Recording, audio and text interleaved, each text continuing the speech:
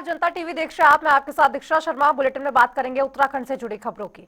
उत्तराखंड पर्यटन विभाग की मातृपितृ तीर्थाटन योजना में सामने आ रही विभागीय अनियमितताओं को लेकर राष्ट्रीय लोकदल के शिष्टमंडल ने पर्यटन मंत्री सतपाल महाराज से शिष्टाचार मुलाकात की। ये मुलाकात रालौद के प्रमुख प्रवक्ता अनुपम खत्री के नेतृत्व में हुई, जिसमें खास तौर पर सिख समुदाय की चिंताओं को सामने रखा गया। सिख समाज के बुजुर्गों ने आरोप लगाया कि तीर्थ यात्रा के लिए आवेदन करते समय पर्यटन विभाग के कर्मचारी उनका आवेदन नकार देते हैं और असभ्य व्यवहार करते हैं। पर्यटन मंत्री सतपाल महाराज ने मामले को गंभीरता से लेते हुए विभागीय अधिकारी सीमा नौटियाल को फोन पर तत्काल फटकार लगाई और स्पष्ट निर्देश दिए कि तीर्थ यात्रा संबंधी कार्यों में किसी भी प्रकार की लापरवाही स्वीकार नहीं की जाएगी।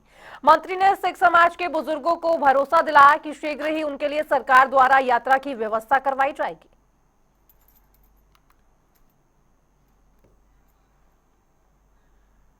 तो उधर मुख्यमंत्री पुष्कर सिंह धामी ने सचिवालय में आधुनिक तकनीकों पर आधारित ई-रूपी प्रणाली का शुभारंभ कर दिया है और इस मौके पर उन्होंने राज्यों की कृषि व्यवस्था को नई दिशा देने के लिए 4 महत्वाकांक्षी कृषि नीतियों को भी शुरुआत करते नजर आए और कहा कि सरकार जल्द ही प्रदेश में फ्लावर और हनी पॉलिसी भी तैयार करेगी। और कार्यक्रम को संबोधित करते हुए मुख्यमंत्री ने कहा कि ई-रूपी प्रणाली राज्य के अन्नदाताओं के लिए एक नई पहल है। ई-रूपी प्रणाली किसानों के लिए पारदर्शी, तेज और बिचौलिया मुक्त डिजिटल भुगतान का नया माध्यम बनेगी। भाइयों बहनों, आदरणीय प्रधानमंत्री श्री नरेंद्र मोदी जी के नेतृत्व में और उनके मार्गदर्शन में हमारी सरकार प्रदेश के किसानों की आय को बढ़ाने के लिए निरंतर प्रयास कर रही है। साथ ही हम राज्य की जटिल जलवायु, भौगोलिक परिस्थितियों को ध्यान में रखते हुए कृषि क्षेत्र के लिए वैज्ञानिक दृष्टिकोण पर आधारित नई नई नीतियां भी बना रहे हैं। इसी क्रम में आज जहां एक और राज्य में कीवी, ड्रैगन फ्रूट, मिलेट जैसे उच्च संभावना वाले उत्पादों को बढ़ावा देने हेतु कीवी नीति, ड्रैगन फ्रूट नीति और मिलेट नीति की हम शुरुआत करने। तो आपको बता दें कि केदारनाथ धाम में बीते दिन एक बड़ा हादसा होने से टल गया। साथ ही इमरजेंसी लैंडिंग के दौरान हेलीकॉप्टर का पीछे का हिस्सा क्षतिग्रस्त हो गया। गनीमत रही कि हेलीकॉप्टर में पायलट समेत 3 लोग सवार थे, जिनमें से सभी यात्रियों को सुरक्षित बाहर निकाला गया।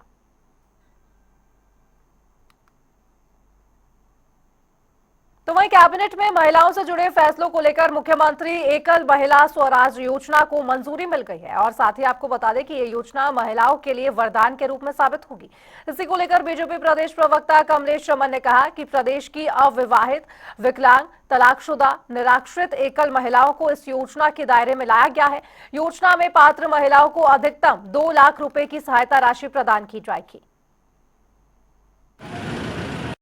बिल्कुल, देखिए, उत्तराखंड की मातृशक्ति ने इस उत्तराखंड को लेने की जो लड़ाई लड़ी थी, उसके सारे सपनों को साकार करते हुए पुष्कर सिंह धामी जी की सरकार महिलाओं को मजबूत और सशक्त बनाने के लिए लगातार ऐतिहासिक निर्णय लेने का काम कर रही हो। चाहे अगर मैं पूर्ववर्ती बात करूं तो 30% महिलाओं को नौकरियों में आरक्षण देकर उन्होंने सम्मान देने का काम किया और अब एक बार फिर स्वरोजगार से जोड़कर हमारी मातृशक्ति को, चाहे हमारी मंगल दल हो, चाहे स्वयं सहायता समूह हो, चाहे एकल महिलाएं हो, चाहे परित्यागता हो, चाहे तलाकशुदा हो, तमाम ये सारी जो महिलाएं हैं जो एकल रहती है, उन सबको मजबूत बनाने के लिए, आत्मनिर्भर बनाने के लिए जो माननीय नरेंद्र मोदी जी का सपना है उसको साकार कर रहे हैं पुष्कर सिंह धामी जी। और उसको लेकर के जो महिलाओं को 2 लाख से लेकर के और 25 लाख तक का जो ऋण देने की बात कही है, ताकि हमारी महिलाएं पुरुषों की भांति कंधे से कंधा मिलाकर के मजबूत और सशक्त बन सके, इसको लेकर के चाहे संगठन की ओर से और चाहे सरकार की ओर से महिलाओं को आगे बढ़ाने का काम किया जा रहा है। इस उत्तराखंड का जो सपना था, जो मातृशक्ति का सपना था इस उत्तराखंड को लेने का,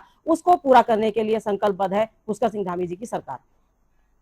तो वहीं पूर्व सीएम हरीश रावत ने सोशल मीडिया के जरिए श्रद्धालुओं की संख्या में आई कमी को लेकर पोस्ट शेयर करते हुए प्रदेश में चल रही चारधाम यात्रा की तारीफ की है और इसी कड़ी में उन्होंने कहा कि केदारनाथ श्रद्धालुओं के लिए बाहें फैलाए हैं, आप अधिक से अधिक संख्या में यहां आए। साथ ही हरीश रावत ने व्यवस्थाओं की भी तारीफ की और इसी के चलते बीजेपी प्रदेश अध्यक्ष ने इस पर प्रतिक्रिया दी।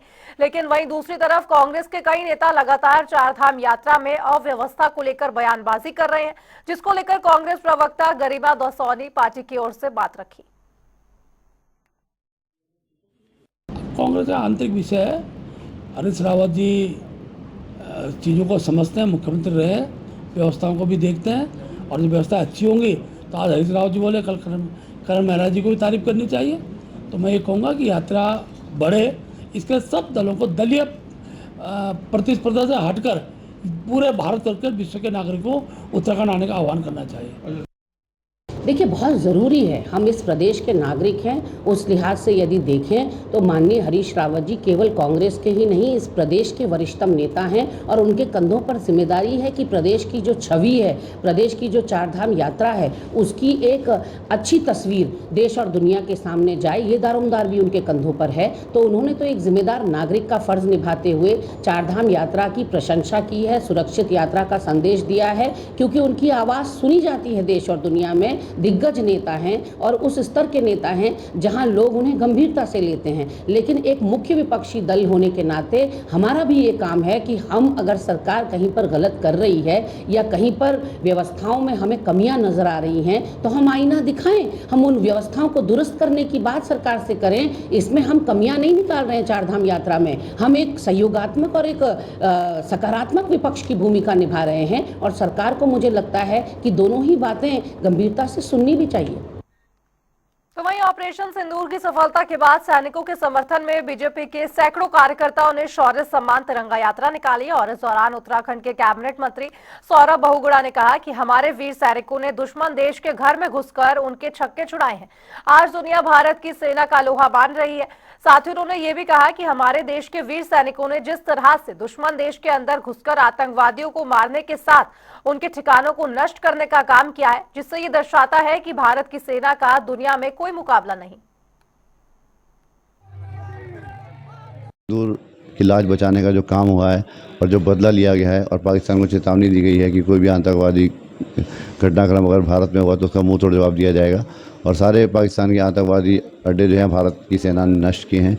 और मैं सोचता हूँ कि एक नए भारत की ये बचाने की अगर कोई छिड़ेगा तो उसको छोड़ेंगे नहीं, ये नारा हमारे प्रधानमंत्री ने दिया है। और मैं समझता हूँ कि आने वाला समय भारत का है, पूरी दुनिया भारत का लोहा मान चुकी है और भारत की सेना को सैल्यूट करते हैं। आज उन्हीं को सम्मान देने के लिए हमने ये तिरंगा यात्रा निकाली। तो वहीं चारधाम यात्रा के दौरान उत्तरकाशी पुलिस गंगोत्री यमुनोत्री धाम पर श्रद्धालुओं की सेवा सुरक्षा के लिए तैयार हो चुकी है। प्रभारी निरीक्षक के नेतृत्व में उत्तरकाशी पुलिस की ओर से ब्रह्मखाल शिव गुफा के पास श्रद्धालुओं को जूस वितरित कर चारधाम यात्रा पर उनका स्वागत किया गया और यात्रा संबंधी किसी भी प्रकार की समस्या होने पर डायल 112 या नजदीकी पुलिस केंद्र से सहायता प्राप्त करने की हिदायत भी दी गई।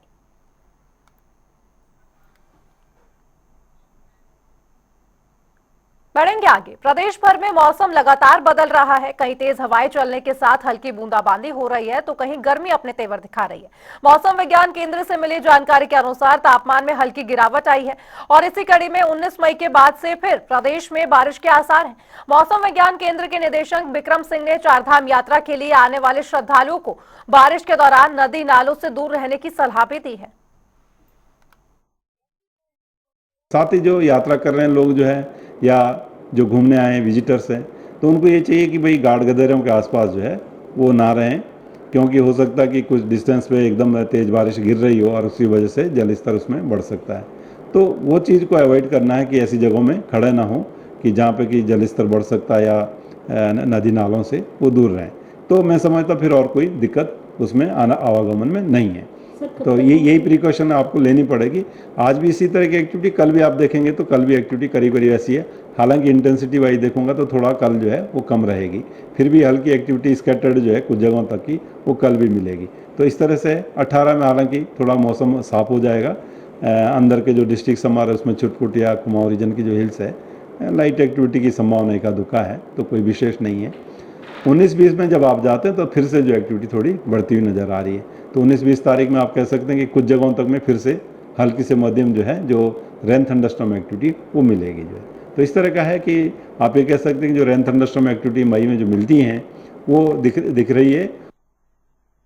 तो वहीं रुड़की के सरकारी स्कूलों में कार्यरत सैकड़ों भोजन माताओं ने वेतन वृद्धि की मांग को लेकर ज्वाइंट मजिस्ट्रेट कार्यालय पर जोरदार प्रदर्शन किया और इस दौरान भोजन माताओं ने जोरदार नारेबाजी भी की। साथ ही उन्होंने स्कूलों में उनसे सबसे अधिक कार्य करवाने को लेकर आरोप भी लगाए।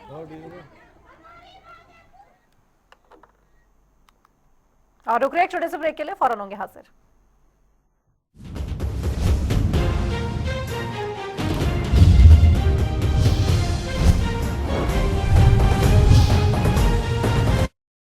विमल में गुलिस्तां की ये कुछ लजीज फरिश्ते जब साथ घुले तो जी ललचाए और दिल कहे कि स्वाद की इस जुबान में खुद को ऐसा डुबाऊं कि निकल ना पाऊं।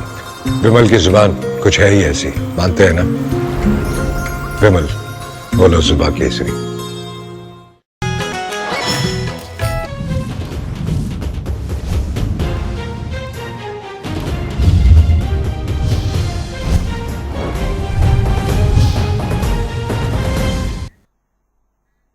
और चलिए अब रुक करेंगे 2 मिनट में 10 बड़ी खबरों की ओर। उत्तरकाशी में मौसम ने ली करवट, कई जगहों में आंधी तूफान के साथ हुई बारिश, आम जनजीवन पर पड़ा असर।